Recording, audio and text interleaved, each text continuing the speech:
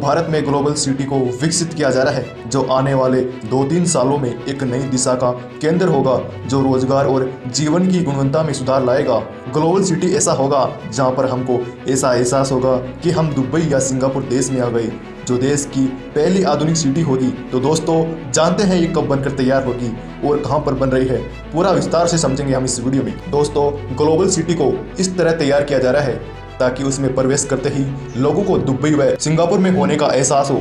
यहाँ पर दुबई की तर्ज पर कई आइकॉनिक बिल्डिंग भी बनाई जाएगी। हरियाणा सरकार उस बिल्डिंग को अपना कोई अलग नाम देगी। दोस्तों कुछ दिन पहले हरियाणा के मुख्यमंत्री नायब सिंह सैनी ने गुरुग्राम में द्वारका एक्सप्रेसवे के किनारे बसाई जा रही एक अत्याधुनिक ग्लोबल सिटी का दौरा किया। ग्लोबल सिटी परियोजना गुरुग्राम में एक वैश्विक शहर के रूप में स्थापित करने की दिशा में एक महत्वपूर्ण कदम है जो आर्थिक विकास और रोजगार के जीवन की गुणवत्ता में सुधार करेगी। अधिकारियों के मुताबिक दुबई और सिंगापुर की तर्ज पर ग्लोबल सिटी का निर्माण किया जा रहा है। सेक्टर 36 से लेकर सेक्टर 37A के 1300 एकड़ के भूभाग पर बनने वाली, जहां पर शिक्षा, स्वास्थ्य और अन्य प्रकार की सुविधाएं भी उपलब्ध कराई जाएगी। उनको किसी भी प्रकार की सुविधा का फायदा लेने के लिए शहर से बाहर नहीं जाना होगा। HHIDC की निगरानी में ग्लोबल सिटी में काम चल रहा है। मिलेनियम सिटी में विकसित होने वाली ग्लोबल सिटी में प्रबंधन कार्यों के लिए आर्टिफिशियल इंटेलिजेंस यानी AI की इस्तेमाल की योजना बना रहा है। इसके पूरा होने के बाद पानी की सप्लाई, बिजली, ट्रीटमेंट प्लांट से लेकर सड़कों पर यातायात प्रबंधन कार्य में AI का उपयोग किया जाएगा। टनल से गुजरने वाली सर्विसेज में ऑटोमेशन सिस्टम होगा जो फॉल्ट होने से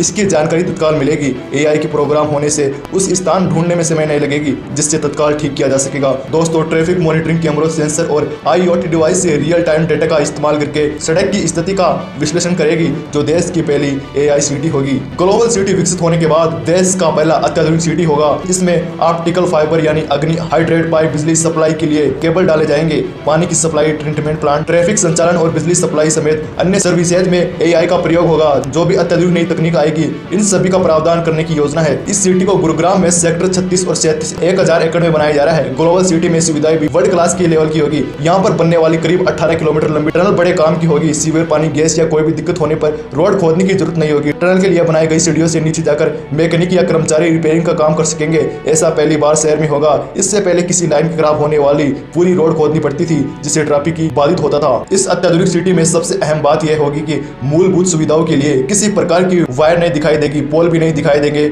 यहाँ पहले फेज में 10 किलोमीटर और दूसरे फेज में 8 किलोमीटर की टनल बनेगी। इस टनल के नीचे पूरी तरह से चलने वाले खड़ा रहने का स्पेस होगा। साथ ही में दीवारों पर दोनों ओर लाइनें और वायर होगी जिससे किसी प्रकार की भी खराबी होने पर मैकेनिक या कर्मचारी खड़ा होकर आसानी से मरम्मत कर सकेंगे। 900 करोड़ में होगा पहला फेज का काम। इस सिटी का पहला फेज काम जनवरी 2026 तक पूरा होगा। यहाँ सभी पब्लिक यूटिलिटी अंडरग्राउंड होगी। पहले फेज में 10 किलोमीटर एरिया में टनल बनेगी। ग्लोबल सिटी मुख्य रूप से कोलयूटिंग IT और AI आधारित उद्योगों पर केंद्रित होगी। इसमें 1.8 लाख से अधिक स्थायी और 5.8 लाख की अस्थायी आबादी होगी। यहाँ पर 4 लाख से अधिक कर्मचारियों की कुल प्रत्यक्ष और अप्रत्यक्ष रोजगार की क्षमता पैदा होगी। इसमें 6 ऑन कैंपस स्कूल, एक कॉलेज और एक विश्व स्तरीय अस्पताल भी होगा। शहर के लिए विश्वसनीय जलापूर्ति सुनिश्चित करने के लिए 18 एकड़ में 35 करोड़ लीटर क्षमता वाला जलाशय बनाया जाएगा। यह जलाशय कार्यात्मक और सौंदर्य दोनों उद्देश्यों को पूरा करेगा। यहाँ एक प्रमुख जल भंडार सुविधा के रूप में कार्य करेगा और शहर के आकर्षण को भी बढ़ाएगा। दोस्तों अब भारत के गुरुग्राम में भी ग्लोबल सिटी का निर्माण कार्य चल रहा है और इसका काम जल्द ही पूर्ण हो जाएगा और इसका फर्स्ट फेज का काम 2026 तक पूर्ण हो जाएगा जो पहली भारत की अत्याधुनिक सिटी होगी। तो दोस्तों मिलते हैं और नई इंटरेस्टिंग वीडियो के साथ, तब तक के लिए जय हिंद।